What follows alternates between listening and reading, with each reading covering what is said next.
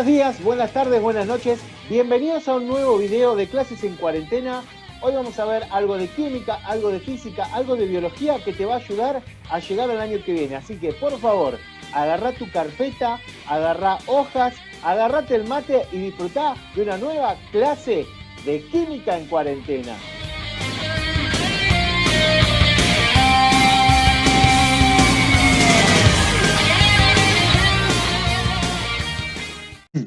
En el día de hoy vamos a ver la célula, sobre todo lo relacionado con la estructura y la función. ¿Sí? Lo que te recomiendo es que tengas a mano el cuadro de resumen que hiciste sobre las organelas de las células eucariotas o los lugares de las células procariotas que llevan a cabo cada función y que vayas chequeando si lo que pusiste está bien y si no lo hiciste, que vayas haciendo el cuadro con todo lo que vamos a contar a continuación. Lo primero que vamos a repasar un poco es la relación que hay entre las biomoléculas, que fue la unidad anterior que vimos, y la célula. Lo primero que vamos a recordar son los 4 grupos de biomoléculas y en dónde y qué tipos habíamos visto que podíamos encontrar. Los primeros son los hidratos de carbono, que eran compuestos hechos por unidades, monómeros, que eran cadenas de 3 a 6 carbonos, cadenas pequeñas, con oxígeno e hidrógeno. El más común era la glucosa, que lo conocemos por el tema de la diabetes, y lo que debemos recordar es que hay, de acuerdo a la cantidad de unidades que estén juntas pegadas formando una molécula, vamos a poder clasificarlos en monómeros, cuando tienen una sola unidad, dímeros, cuando tienen dos, y polímeros, cuando tienen muchas, ¿sí? Los monómeros son, por ejemplo, la glucosa, la galactosa, ¿sí? Y se usan sobre todo para la obtención de energía o para lo que es la construcción de otros compuestos. Los dímeros, entre los que encontramos la lactosa, la maltosa o azúcar de malta, la sacarosa o azúcar de caña, generalmente están relacionados con lo que es el transporte de pequeñas unidades de hidratos de carbono, por ejemplo, desde las hojas hacia la raíz o hacia el resto de la planta, ¿sí? O en el caso de la lactosa en los mamíferos, de la madre a la cría. Y por último tenemos los polisacáridos, que van a estar formados por muchas unidades. Acá en los polisacáridos vamos a dividirlos en dos. Va a haber los que tienen función estructural, como es el caso de la celulosa, que va a formar parte de las paredes celulares y lo que le da la rigidez y la dureza a las plantas, y la quitina, que es lo que le da esa estructura esponjosa a los hongos y lo que le da ese carácter crocante a los bichos cuando se los pisa, ¿sí? El exoesqueleto está hecho de quitina. Y tenemos también los de almacenamiento de energía, como es el almidón, que es el que está en la papa, en el arroz, en los granos de trigo, ¿sí? Y el glucógeno, que es su equivalente animal, que es lo que está entre los músculos, pero también lo que conocemos como un problema de hígado graso, ¿sí? Mientras que los monómeros, como la glucosa, los dímeros polisacáridos, como es la maltosa, la lactosa, la sacarosa, son solubles en agua. Los polisacáridos en general no, y esto tiene una razón, que es que si a toda esa estructura de muchísimas moléculas de azúcares yo encima le pongo agua, queda una molécula súper pesada. Los lípidos recuerden que eran un gran conjunto de moléculas de muy variada estructura, pero que tenían en común que no son solubles en agua. Habíamos visto varios, habíamos visto grasas, aceites, ceras y lípidos especiales, entre los que también estaban los esteroles como el colesterol, ¿sí? Recordar, estos van a tener doble función energética, es decir, que voy a poder almacenar energía. 1 gramo de grasa contiene casi el doble de energía que 1 gramo de azúcar, casi, no exactamente el doble, pero bastante cerca, ¿sí? Entonces es la mejor manera de guardar energía a largo plazo. Y lo otro que tienen los lípidos es que por su carácter de que no se van a mezclar con el agua, van a formar parte de estructuras súper importantes como son las membranas. Es decir, que si yo quiero dividir algo, en general voy a poner lípidos en el medio porque todo ese algo que hay en los seres vivos está hecho de agua, ¿sí? Tenemos también las proteínas. Las proteínas, recuerden, son polímeros, es decir, una cadena de muchos aminoácidos, ¿sí? Tienen varias funciones. En general, la energética no va a estar asociada al almacenamiento o a su ruptura para energía, sino a que van a intervenir en los procesos de obtención de energía. Y su gran función también es estructural. Estructural en cuanto a que van a proveer soporte para que se lleven a cabo las funciones propias de la célula. Y también, no menor, es la función catalítica o enzimática de las proteínas. Las reacciones bioquímicas que se llevan a cabo en las células van a ser controladas y realizadas por proteínas. Finalmente tenemos los ácidos nucleicos. Los ácidos nucleicos también son polímeros, al igual que los hidratos de carbono y las proteínas, hechos de nucleótidos. Cada nucleótido tenía tres partes: un fosfato, que va a ser la cadena de afuera, un azúcar, que va a ser también parte de la estructura externa, y una base, que es la que tiene la información genética. La función de los ácidos nucleicos es doble.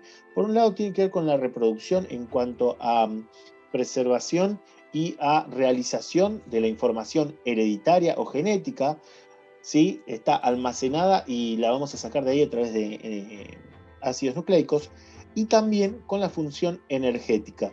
Toda la energía que obtiene la célula las va a guardar en pequeñas moléculas de nucleótidos que van a asemejarse a resortes apretados. Entonces, cuando la célula necesita energía, ¡pluc!, suelta el resorte, ¿sí?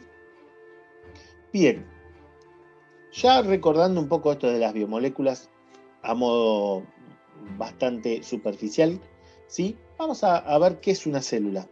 A la célula la vamos a definir como la mínima estructura vital.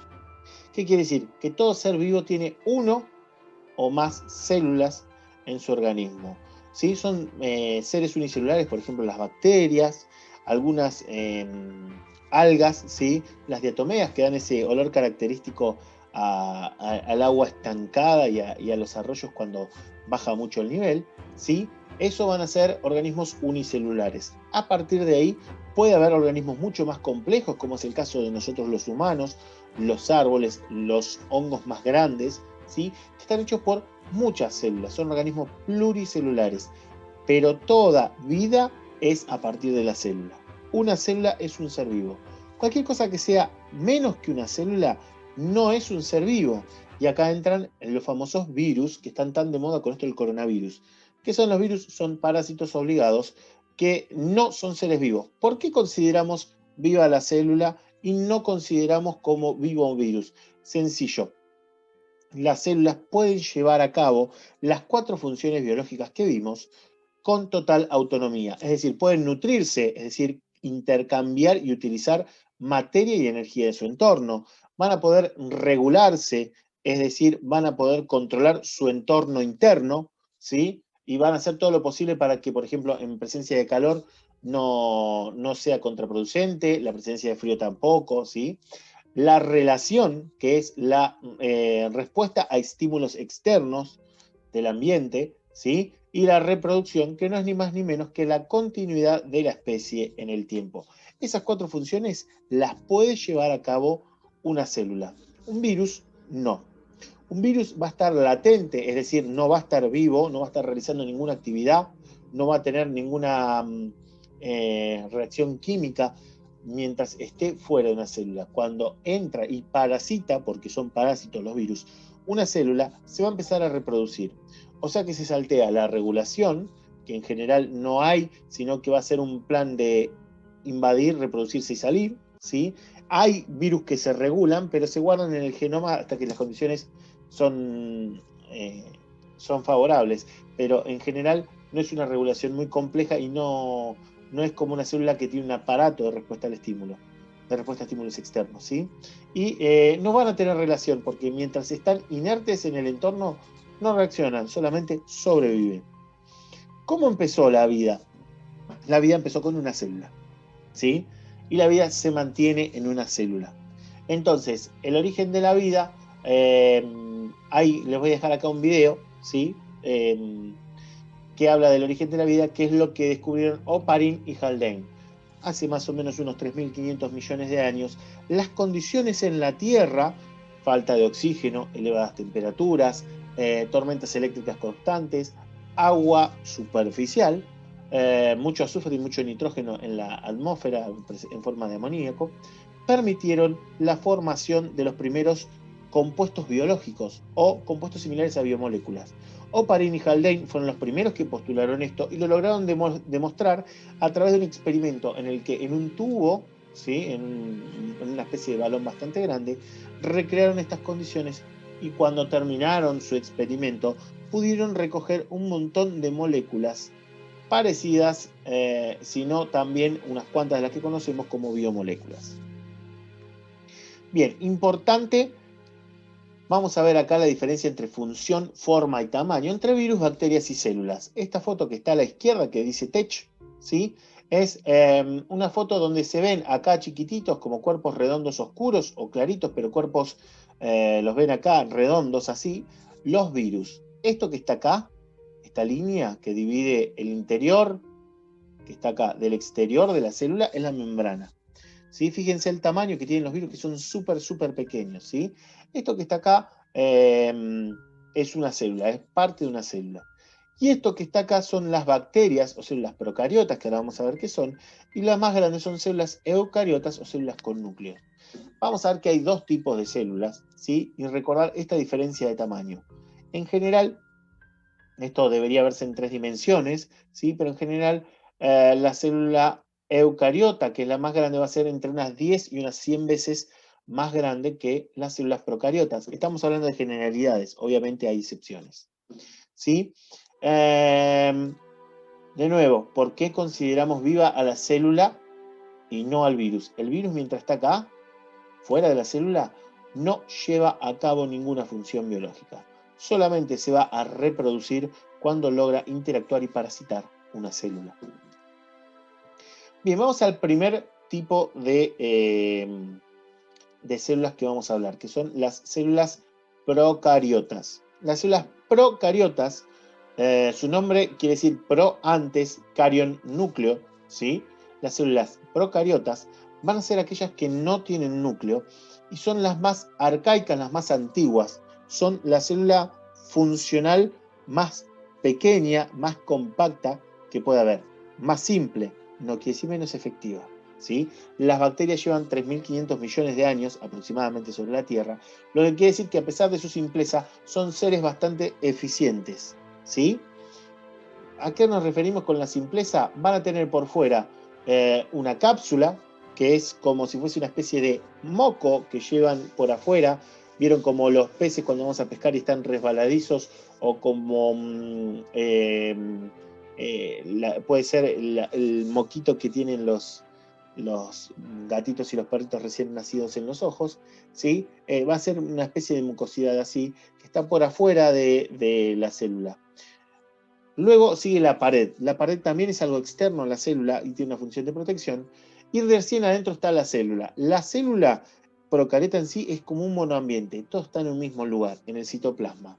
¿Sí? En un monoambiente, en un solo lugar encontramos cocina, comedor, living, ¿sí? Y separadito tenemos el baño, pero está ahí nomás también. Cocina, comedor, living y dormitorio. Todo junto es un monoambiente, ¿sí? La célula procariota cumple esa función. Tiene todo en el citoplasma y en la membrana. La membrana celular es lo que define hasta dónde llega una célula, ¿sí? Y no lo vamos a marcar como límite o como división, sino que va a decir lo que está dentro de la célula y lo que está afuera es el exterior, pero va a ser algo súper permeable. Entonces, vamos a tener desde adentro hacia afuera, vamos a tener la zona de la información genética, ¿sí? Que está acá como región del nucleoide, un citoplasma, que es como una gelatina que viene a ser el cuerpo de la célula, y la membrana que va a delimitar hasta dónde llega la célula en sí. Por fuera vamos a tener una pared, ¿sí? Que va a dar un soporte estructural, y aún por más afuera vamos a tener la cápsula.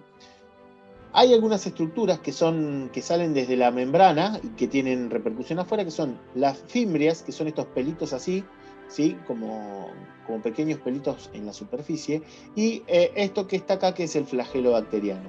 Las fimbrias van a tener una función reproductiva y el flagelo va a tener una función motora. Las bacterias se van a poder mover por la presencia de flagelo.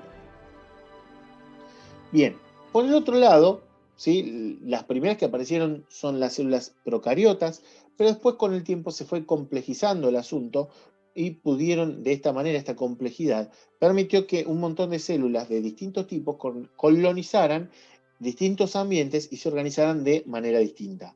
Esas son las células eucariotas y vamos a hablar de tres tipos de células eucariotas, ¿sí? En general se habla de dos, pero nosotros vamos a nombrar un tercer tipo que son las células fúngicas, ¿sí?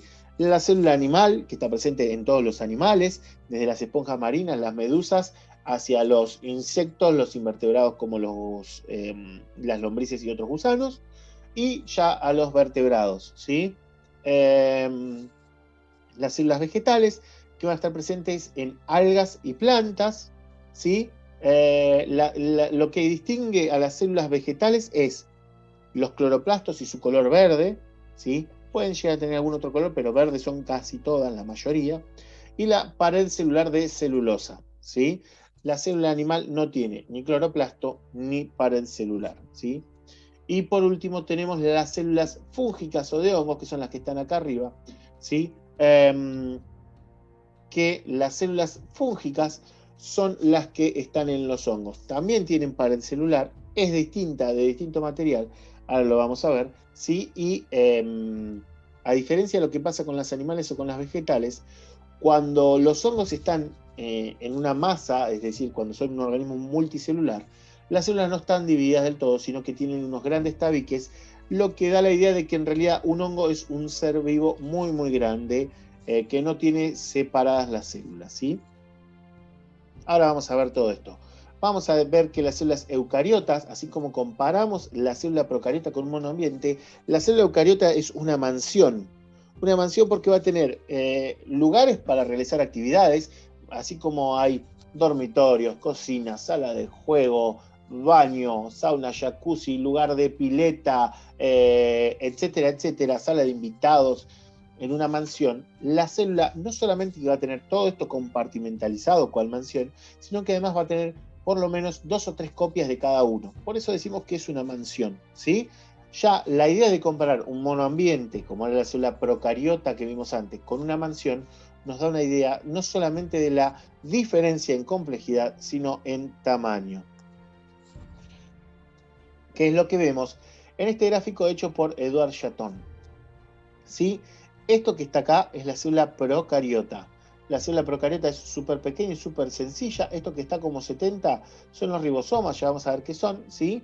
Tiene la región del nucleoide, puede tener algún material genético extra, y acá va a tener todo lo que es la membrana súper metida para adentro y enrollada como si fuese una alfombra. La célula eucariota, por el contrario, como vamos a ver, va a tener un montón de organelas y de espacios separados por membranas para llevar a cabo las funciones. Lo más importante es la diferencia de tamaño. Fíjense, 3 micrómetros, para que se entienda qué es un micrómetro o micra, es la milésima parte de un milímetro. O sea, el milímetro que tengo en la regla lo tengo que dividir por 1000. Y eso va a ser 1 milímetro cada uno de esos, ¿sí? Perdón, 1 micrómetro. Si al milímetro lo divido en 1000, tengo el micrómetro. La célula eucariota es 10 a 100 veces más grande que una célula procariota. Bien, vamos a relacionar ahora la forma con la función. Como dijimos, en la célula procariota está todo de la forma más mínima e indispensable para que funcione correctamente. ¿Sí? Vamos a tener de afuera hacia adentro la cápsula. La primera estructura que nos encontramos en algunas bacterias, no están todas, es la cápsula. Es una estructura, la estructura más externa, y está hecho, y esto es fundamental, de hidratos de carbono y proteínas. ¿Para qué son estos hidratos de carbono y proteínas? Los hidratos de carbono, más que nada, es para retener el agua que hay alrededor y poder aglutinar y cambiar la velocidad que hay afuera. por ejemplo, si está en una corriente de agua donde las cosas pasan muy rápido, una estructura de hidratos de carbono tipo gel va a hacer que la velocidad sea más lenta de las cosas, ¿sí? Cerca de la célula. Y las proteínas, ¿qué proteínas va a tener? Sobre todo va a alargar enzimas que le van a ayudar a captar lo que necesita y a deshacerse de posibles toxinas, ¿sí? Esa es la función de la cápsula. Regular, empezar a ver qué es lo que entra y empezar a prepararlo para entrarlo si es bueno o rechazarlo si es malo, ¿sí? Es una primera barrera de protección e interacción. Por lo tanto, la función que cumple la cápsula es una función de relación, porque es la primera interacción que tiene con el medio, ¿sí? Y la cápsula va a ser distinta en distintos entornos. Vamos a hablar de, después de la cápsula, sigue para dentro la pared celular. La pared celular la vamos a entender, a ver, es como si infláramos un globo adentro de una caja, la célula. La caja va a ser la pared celular. Es una estructura súper gruesa, súper resistente, hecha de hidratos de carbono, que va a funcionar para mantener la estructura, ¿sí? ¿Por qué? Las procariotas, las bacterias en general, son organismos de vida libre. ¿Qué quiere decir esto? Que están sueltos por el ambiente. Y el ambiente suele ser muy cambiante. Uno de esos cambios es la composición del agua. Si el agua es muy salada, la célula se seca y se muere. Si el agua, cuando digo muy salada, no me refiero solamente a la sal, sino que tengo un montón de cosas adentro del agua, ¿sí? Se puede secar la célula. Cuando el agua, por el contrario, está súper diluida, un agua como por ejemplo el agua destilada, la célula va a tender a reventar. Entonces, la pared celular va a prevenir que la célula reviente de golpe. Va a ser una función de regulación. También cumple una pequeña función de relación, ya que la pared va a evitar cierto estrés mecánico, ¿sí? Que es una interacción con el ambiente. Pero la función principal es que mantenga la forma y que no se rompa. Es una función de regulación. Esto que dice un cromosoma circular acá no va, ¿sí? Vamos a la membrana celular. La membrana celular ya es la primer organela que está en la célula. Hasta ahora estábamos en el exterior. La membrana es el límite, ¿sí? La membrana es de ahí para dentro de la célula, de ahí para afuera el mundo externo, el líquido extracelular, ¿sí? Es una bicapa, es decir, una capa doble de lípidos. Es decir, tengo lípidos por afuera y lípidos por adentro, ¿sí? Lo que es la forma que tenemos de entenderlo es lo que se llama mosaico fluido. ¿Por qué le decimos mosaico fluido? Porque va a estar hecho de muchas partes o de unidades que se pueden repetir, que van a poder cambiar de posición de acuerdo a la situación de la célula, ¿sí? Por eso vamos a decir que es un mosaico, porque está hecho de partes, ¿sí? Y fluido, porque van a poder cambiar de posición. Ahora vamos a ver por qué. Esta capa no es lisa, no es para nada lisa, sino que tiene un montón de rugosidades, sobre todo que entran al citoplasma, para aumentar muchísimo la superficie. Esa superficie grande le va a permitir absorber las cosas mejor y además es el lugar donde se llevan a cabo la mayoría de las reacciones de la célula. La mayoría de las reacciones de la célula en los procariotas ocurren en la membrana, ¿sí? Cuando hablamos del mosaico fluido, ustedes, para entenderlo, es como si yo tuviera un piso que tiene 3 colores, ¿sí? Rojo, azul, negro, y que los voy poniendo desparramados por el piso. Y supónganse que yo quiero jugar a no pisar los negros de este piso hipotético baldosa. Entonces, ¿qué hago? Voy a ir cambiando, ¿sí? En este piso fluido, voy a ir cambiando las baldosas del lugar para no pisar negro. Lo mismo pasa con el mosaico fluido de la membrana celular, ¿sí? Vamos a tener unidades de membrana hechas por partes de la membrana, es decir, una capa con proteínas que va a tener, ¿sí? Que se van a mover juntas. No son proteínas que van a estar asociadas a la misma función. Por ejemplo, que entre un nutriente y a la vez que lo degrade, o que salga una toxina y a la vez que lo cierre, ¿sí? Van a ser proteínas que van a funcionar en grupo, en equipo. Y va a haber varios de esos equipos, varios de esos grupos, entonces por eso es un mosaico, ¿sí? Lo hace fluido porque, por ejemplo, si el nutriente viene de un lado, la bacteria va a poder mover todas las estructuras que captan ese nutriente y lo procesan, los va a mover hacia la parte de la membrana que más cerca está de ese lugar. ¿Por qué? Porque así gana en posibilidades de absorber ese recurso. Supónganse que una bacteria come azúcar y que ese azúcar está en la parte de arriba del lugar donde está la célula. ¿Qué va a hacer la célula procariota? Va a hacer que todas las proteínas y todas las partes de la membrana especializadas en tomar y procesar el azúcar se vayan hacia arriba de la célula, porque de ahí es de donde viene el azúcar. Por eso es súper importante entender esto del mosaico fluido. Lo más parecido que tenemos para entenderlo son esos puzzles que venían desarmados adentro de un cuadradito y nosotros teníamos que ir cambiando de lugar para poder formar la figura, ¿sí? Como se hacen muchas cosas en la membrana, va a tener doble función. La primera es relación y regulación. Relación, ¿por qué? Porque como dijimos, es la que va a permitir o no el ingreso o egreso de sustancias, ¿sí? Es una barrera selectiva la membrana. Y va a tener también la función de regulación, porque que salga o que entre va a tener un impacto súper importante en el interior de la célula.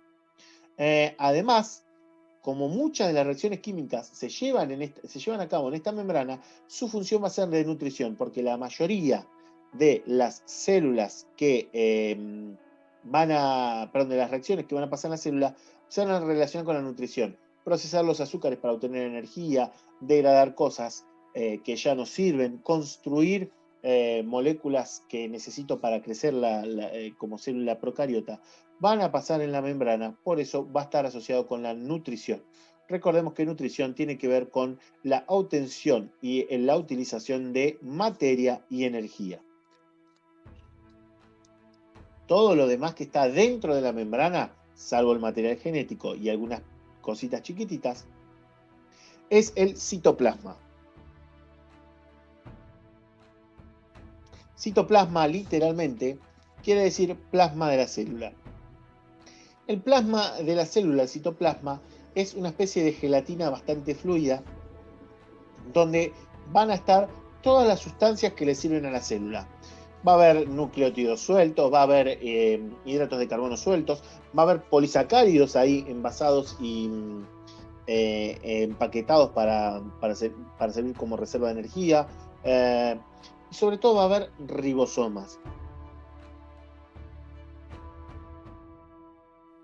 Los ribosomas, que son estos puntitos que veíamos en la figura de atrás como 70 en los procariotas y 80 acá, los ribosomas son como si fuesen pequeños centros de procesamiento, pero muy pequeños, que van a transformar la lectura del material genético en proteínas.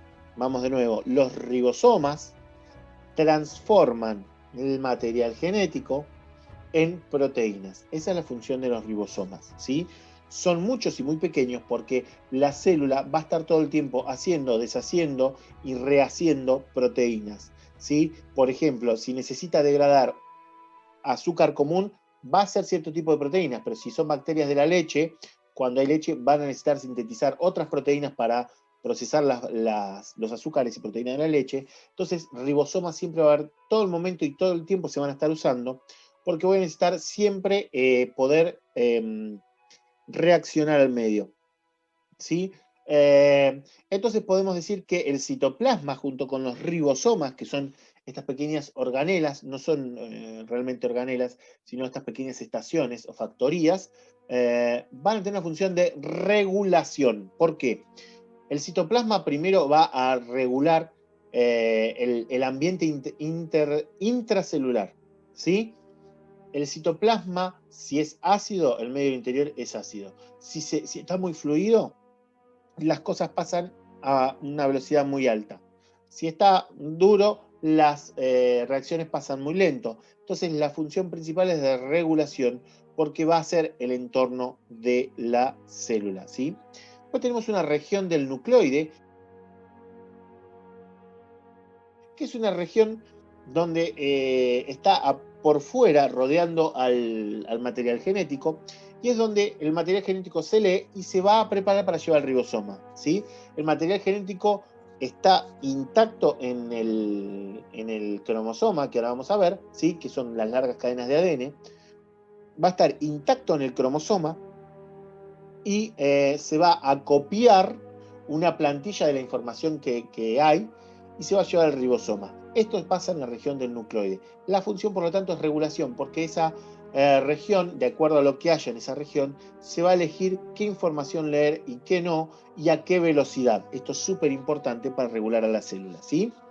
Y por último, y que está bien en el centro, bien protegido, y en lo más característico, está el cromosoma bacteriano. El cromosoma bacteriano es un solo cromosoma, ¿sí? Circular, todo súper enrollado. Es como si nosotros cuando agarramos una bandita elástica muy muy grande y la metemos en el bolsillo, que sale hecha un ovillo. Un ovillo de lana es una muy buena comparación con una salvedad. En el caso del cromosoma bacteriano no hay principio y final, sino que está todo cerrado, es circular, ¿sí? Por eso era más afortunada la comparación con una bandita elástica.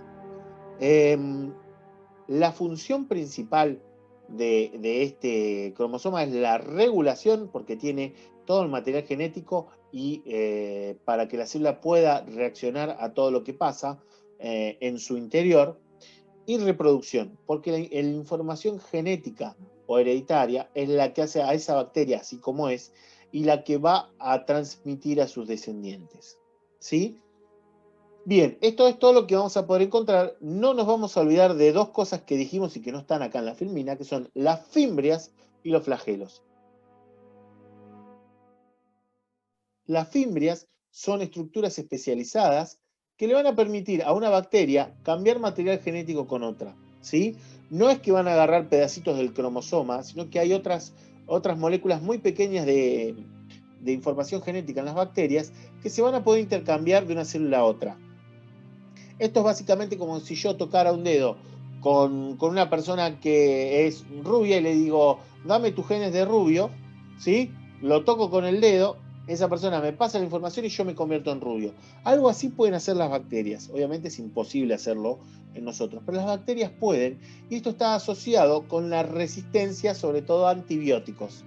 Vieron que la sobremedicación, ¿sí? O la medicación sin consulta médica, resultan bacterias cada vez más resistentes, cada vez los remedios antibacteriales que tomamos son más fuertes, porque las bacterias se van compartiendo de unas a otras, así la información genética le da resistencia. Esta información genética se transfiere lateralmente. ¿Qué quiere decir? Se transfiere entre pares. No es que una célula madre se la transfiere a una célula hijo, que eso es transmitir verticalmente, sino que acá es lateral u horizontal. La información genética pasa entre pares, ¿sí? Eso es lo que hacen las fimbrias. El flagelo es muy parecido a lo que es podemos llamar un motor de cortadora de césped. ¿Por qué? Porque en la base va a tener un rotor que va a girar realmente, ¿sí? Y el flagelo va a ser una proteína larga que es como la tanza de esa cortadora de pasto. Como están en un medio acuoso generalmente las bacterias, van a poder moverse de acuerdo a si lo mueven en sentido horario o antihorario. Además está decir que esto gasta muchísima energía.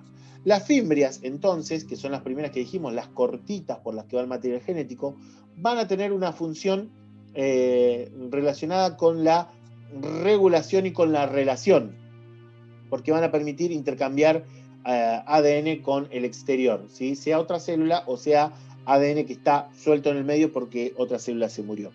En cambio, y son hechos con las fimbrias, son proyecciones de la membrana plasmática, esta bicapa lipídica que hablamos hoy. En cambio, el flagelo bacteriano es una estructura de proteínas, no tiene membrana, ¿sí? Y que va a tener una función de relación, porque en base a cómo se mueva ese flagelo es hacia dónde va la bacteria, la célula procariota.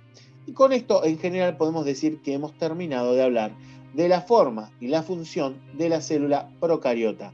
Como resumen, fíjense que no hablamos de estructuras internas, más allá del ribosoma, que no es realmente una estructura, ¿sí? Sino más bien un complejo de moléculas, ¿sí? Hablamos de que lleva a cabo todas las funciones, sobre todo en la membrana, salvo la genética que la lleva en el cromosoma, ¿sí? Célula procariota, monoambiente, bien básico, todo se hace en la membrana, etcétera, etcétera.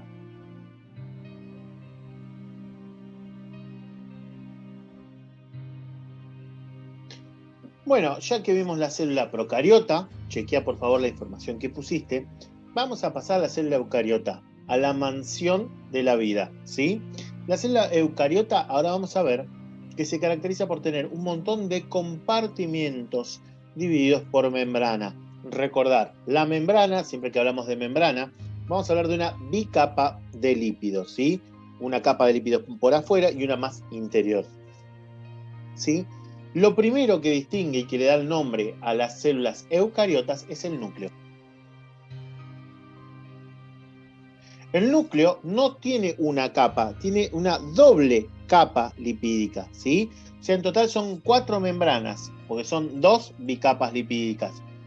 Ahí adentro se encuentra el material genético y va a estar relacionado con el resto de la célula a través de pequeños poros que solamente van a poder sacar material genético transcripto, es decir, estas copias que se hacen del material genético, y van a poder entrar los materiales que se necesitan para eso. A diferencia del material genético de la célula procariota, la célula eucariota, el material genético lo tiene en un montón de cromosomas, no tiene uno, tiene varios, ¿sí? Y son lineales. ¿Qué quiere decir? Tienen un principio y tienen un fin. Recordemos que la célula procariota era circular, ¿sí? Y además el material genético eucariota es muchísimo más complejo y más extenso, ¿sí? La función del núcleo entonces es contener, resguardar y disponer la información genética.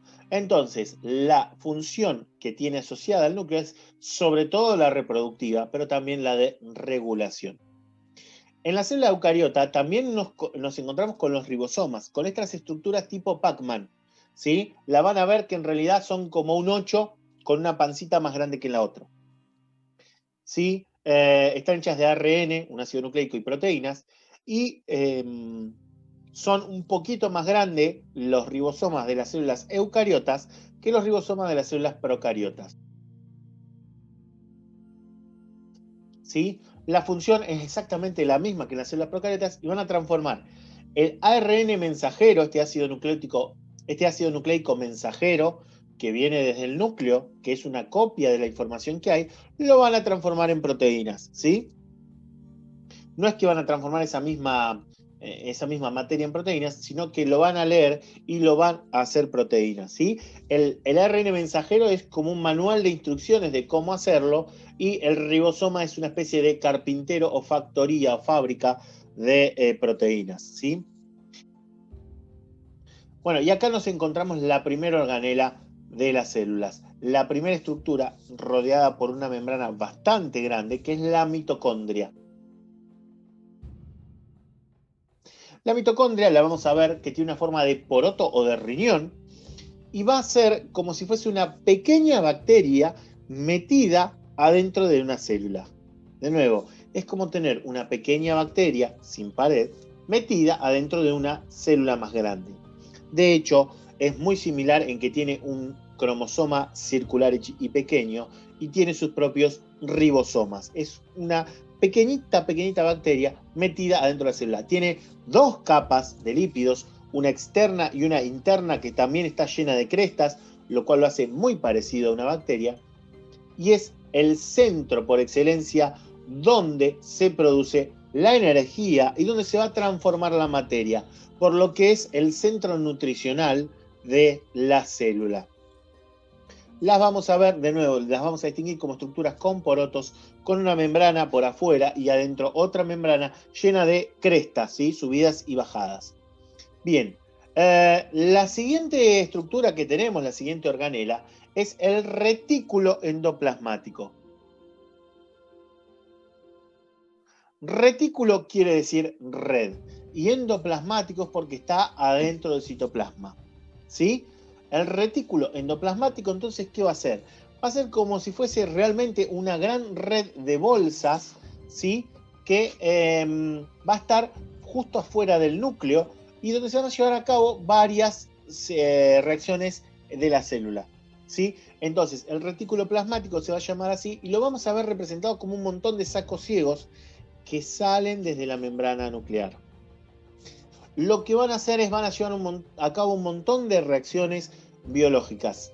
Lo que tenemos que tener en cuenta es que el retículo endoplasmático se va a dividir en dos partes. Lo que vamos a llamar el retículo endoplasmático liso, que es como una continuación de las membranas del núcleo, ¿sí? Recordemos en una forma de red o de laberinto, que así lo vamos a ver dibujado, ¿sí? Y ahí es donde se produce el metabolismo de los lípidos, es decir, se van a producir los lípidos para almacenarse, para ir a la membrana, ¿sí? En el retículo endoplasmático liso se van a hacer los lípidos, liso-lípidos, ¿sí? El rugoso es igual al liso, pero tiene metidas en la membrana un montón de ribosomas. Si los ribosomas hacen proteínas y el retículo liso hace lípidos, lo que tenemos es que el retículo rugoso se va a encargar de las proteínas que van a la membrana. ¿Sí?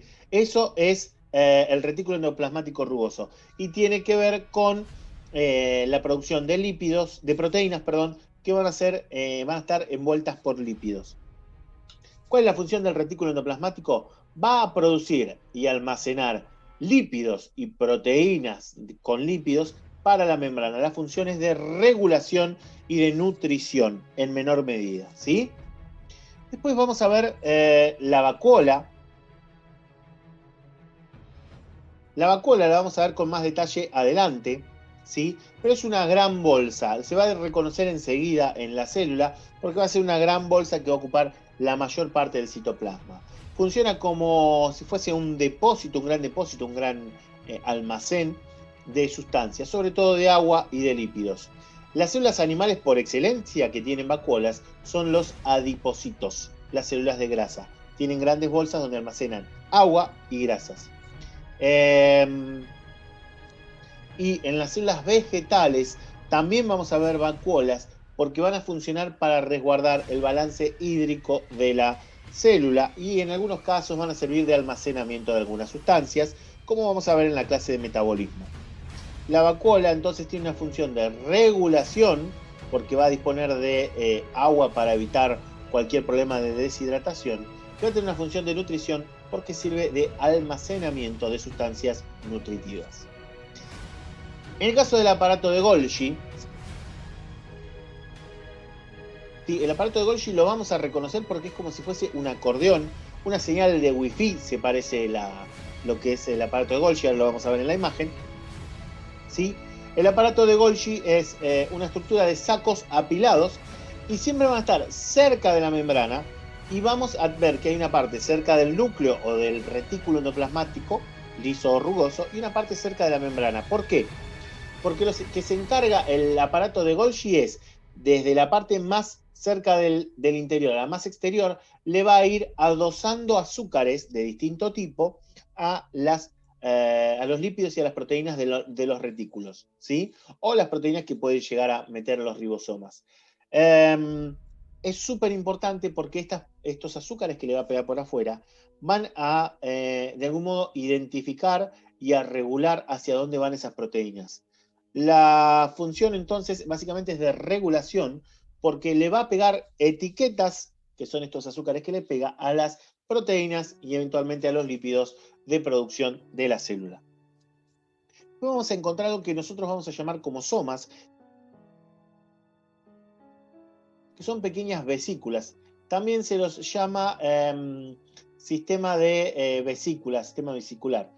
Van a ser pequeños cuerpos que van a salir de un montón de lugares. Pueden salir del aparato de Golgi, pueden salir del retículo endoplasmático, pueden venir o ir hacia la membrana, ¿sí? Pero son pequeños cuerpos rodeados de membrana, ¿sí? Al igual que el aparato de Golgi, al igual que la vacuola, al igual que el retículo, al igual que la mitocondria, todo está rodeado por membranas y van a tener distintos nombres de acuerdo a su función. Por ejemplo, si una célula come algo y lo pone en una membrana, eso se va a llamar fago, que quiere decir comer, soma, fagosoma, ¿sí? Que es un cuerpo que viene porque comió, ¿sí? Si ahí se oxidan las cosas se van a llamar peroxisomas, porque las enzimas son las peroxidasas. Siempre van a ser somas, van a ser pequeños cuerpitos, van a ser, de nuevo, bolitas de membrana. Recordar que hasta ahora todo lo que hablamos tiene membrana. La vacuola por afuera, el aparato de Golgi, los somas. Y ahora entonces llegó el momento de hablar de la membrana celular. En el caso de la célula eucariota, va a cumplir una sola función, ¿sí? Que es de relación. ¿Por qué? Porque va a ser el límite de la célula. También va a ser un mosaico fluido donde las cosas se pueden mover de un lugar a otro. Ahora vamos a ver dos casos donde se ve bien esto, ¿sí? Pero va a ser el límite de la célula y donde se decide qué entra y qué sale. Y donde se van a producir las señales para dentro de la célula de lo que está pasando afuera. Por eso la función, sobre todo, es de relación y de regulación, ¿sí? A diferencia de la célula procariota, que también tenía la función de nutrición. En la célula eucariota solamente es relación y regulación, ¿sí? La cara interna, la que da adentro de la célula, es súper distinta a la parte interna, ¿sí? La membrana celular, como les decía, va a mover estas pequeñas porciones, estos mosaicos que tiene, de acuerdo a las necesidades. Y por ejemplo, un ejemplo donde esto se ve muy bien es en la formación de las células y de la pared del intestino. Todos saben que los bebés cuando son recién nacidos no tienen toda esa parte bien completa, por eso es súper importante que tomen el calostro, esta primera leche materna, ¿sí? Este calostro, además de dar anticuerpos, va a funcionar como señal para polarizar las células. Es decir, las células del intestino del bebé se van a acostumbrar a que hay un lado donde tienen que degradar y hay otro lado donde tienen que poner los nutrientes. El lado donde degradan es el que está en la luz, en el agujerito del intestino, y el otro lado, el que transporta los nutrientes, es el que está hacia adentro del cuerpo. ¿Cómo llegan a esto? Porque las células van a mover todo lo que es degradación hacia la parte de la luz del tubo digestivo y todo lo que es la parte de bombeo de nutrientes hacia la parte interna del cuerpo. Muy bien, vamos a hablar del citoplasma. En el caso de las células procariotas, habíamos visto que el citoplasma era un gel donde estaba todo metido. En el caso de las células eucariotas, el citoplasma es algo totalmente complejo y armado de otra manera. El citoplasma va a ser una especie de andamio para que estén las organelas, para que se trasladen las sustancias de un lado a otro, porque una célula eucariota es mucho más grande que una procariota. Entonces lo podemos pensar como un andamio lleno de toboganes, cintas transportadoras, ¿sí? Y también va a tener esta consistencia gel, pero va a estar hecha con todo lo que es el aparato de túbulos, el aparato tubular. Los microtúbulos más grandes, que tienen una función estructural, ¿sí? Que van a hacer esta parte de andamiaje. Y vamos a tener filamentos de actina, de miosina y filamentos intermedios que van a tener que ver con la movilidad, porque el citoplasma puede cambiar de forma, ¿sí? Hay células que se mueven cambiando su forma del citoplasma, que se llaman amebas. Te voy a dejar un video acá, ¿sí? Eso lo hacen con la actina y la miosina, y los filamentos intermedios que van a funcionar para dar cierta resistencia mecánica a la célula, ¿sí? La función del citoplasma de estos filamentos es de regulación, porque van a regular el transporte de sustancias, el transporte de organelas. Por ejemplo, puedo necesitar una mitocondria de un lado sí y del otro lado no. Puedo necesitar la vacuola que esté de un lado para absorber sustancias o para sacarlas, ¿sí? Y eso va a depender del citoplasma y sobre todo de lo que es el aparato de túbulos. Recordemos, microtúbulos, que son los más grandes, que van a ser una especie de andamiaje, filamentos de actina y de miosina para moverlos, y los filamentos intermedios que van a dar resistencia mecánica. Uno de los filamentos intermedios mejores conocidos es la queratina, que es la fibra que le da la resistencia mecánica a la piel. Perfecto. Entonces, lo que estuvimos viendo son las estructuras indispensables de las células eucariotas. Vimos el núcleo, esta doble membrana donde está la información genética. Vimos los ribosomas, estas especies de ochos asimétricos donde la información genética se convierte en proteínas. Vimos las mitocondrias, estas pequeñas bacterias adentro nuestro que van a encargarse de la energía y del procesamiento de la materia. Vimos los retículos endoplasmáticos, liso y rugoso. Vimos las vacuolas, vimos el aparato de Golgi, y vimos el sistema de somas. Ahora, ¿qué pasa? Cada célula, cada tipo celular va a tener características. La célula animal, lo que lo caracteriza son los centríolos. ¿Sí? Estos centríolos, vamos a ver, son dos tubos hechos por filamentos, por microtúbulos, perdón, ¿sí? Que van a estar a 90 grados entre sí y van a funcionar para la división celular. ¿Sí? ¿Qué va a pasar cuando la célula se divide? Estos dos tubos se van a multiplicar, se van a duplicar, y va a haber un par que va a ir a un polo de la célula, el otro par que va a ir al otro polo de la célula, y la célula se va a dividir en esos dos polos. ¿Sí? Por lo demás, las células animales nunca jamás tienen pared celular. ¿Sí? Las células vegetales, por el contrario, siempre tienen pared celular. Hay veces que esta pared se termina degradando, ¿sí? Pero van a tener pared celular. Y van a tener algo que se llama cloroplasto. El cloroplasto es muy, pero muy parecido a una mitocondria, pero es verde. Y en vez de tener dos membranas con una con crestas, va a tener como si fuesen unas pilitas de monedas, donde suceden las reacciones. ¿Qué reacciones? Va a tomar el agua, va a tomar la luz y va a poder obtener energía para que se tome el dióxido de carbono y se convierta en material biológico. Ese es el gran rol de los cloroplastos, obtener la energía de la luz para poder transformar el dióxido de carbono de la atmósfera en biomoléculas. Una función nutritiva. Como recién decíamos, la pared celular de las células vegetales es de celulosa. En general, las células vegetales las vamos a ver como que tienen forma de hexágono alargado, ¿sí? O de alguna forma de algún polígono regular. En general el hexágono, porque el hexágono, por muchas cuestiones matemáticas en las que yo no soy un experto, es la mejor forma de ordenar el espacio interior. Las células fúngicas también tienen pared celular. Y acá está la diferencia. En el caso de las células vegetales, la pared celular está hecha de celulosa, que es lo mismo con lo que se hace el papel, que es un polisacárido sumamente resistente mecánicamente hablando. Los hongos están hechos de quitina, su pared celular, ¿sí? La pared celular de quitina no es tan resistente a la rotura como es el papel, pero sí es mucho más resistente a la presión, ¿sí? Por eso es tan gomoso los hongos, ¿sí? Estas, en el caso de las bacterias, si ustedes recuerdan, era para evitar la turgencia, para evitar una explosión de las células por un exceso de ingreso de agua. En el caso de las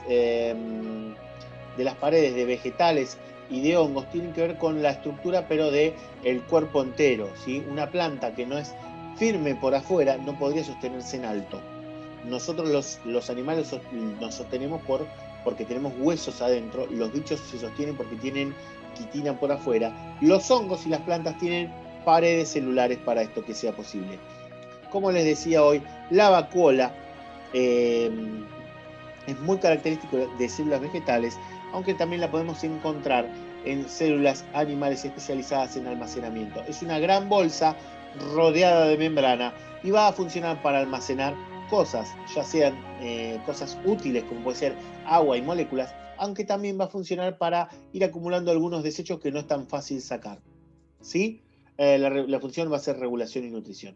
Una cuestión más que hace especiales a los hongos, como les decía hoy, las células animales y vegetales, aunque estén formando parte de un organismo, van a tener un límite. En el caso de las células animales, el límite va a ser la membrana, y células muy próximas se van a tocar membrana con membrana. En las vegetales va a pasar exactamente lo mismo con la adición de una pared celular en el medio. En el caso de los hongos, tienen la pared tabicada. Cuando los hongos están hechos por muchas células, en vez de las células terminar y empezar a continuación la otra, son toda una continuación de la misma célula. ¿Por qué? Porque las paredes no están totalmente separando y las membranas totalmente separando las células, sino que hay pequeños huecos, pequeñas ventanas, por donde va a poder pasar el citoplasma y van a poder compartir sustancias. Esto es lo que hace especiales a los hongos. Bueno, fue una clase larga, fue una clase llena de información. Por favor, no solamente te guíes por esto, lee el material que te dejé. Y bueno, ojalá no te pase esto. Vamos a ver la clase que el profe dura más de 2 horas. No, perdón por la extensión, pero es un tema que lo amerita, porque es cómo estamos hechos y qué función tiene cada estructura en la célula eucariota y cada región, cada zona del monoambiente de la célula procariota. Así que muchas gracias por ver hasta acá.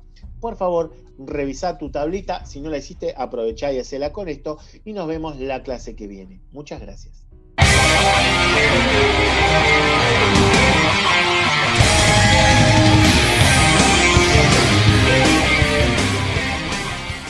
Buenos días, buenas tardes, buenas noches. Bienvenidos a un nuevo video de clases en cuarentena.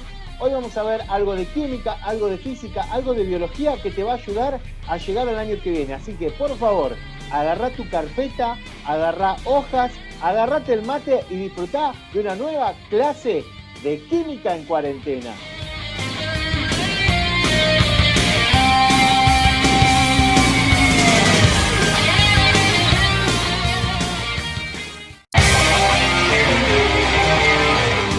Bueno, eso fue todo por hoy. Nos vemos en un próximo video de Química en Cuarentena. No olvides de estar siempre atento cuando hay nuevos videos, de sumarte a los Zooms y de estar atento a las comunicaciones, por el Classroom, por el mail y por WhatsApp. Nos vemos en un próximo video de Química en Cuarentena.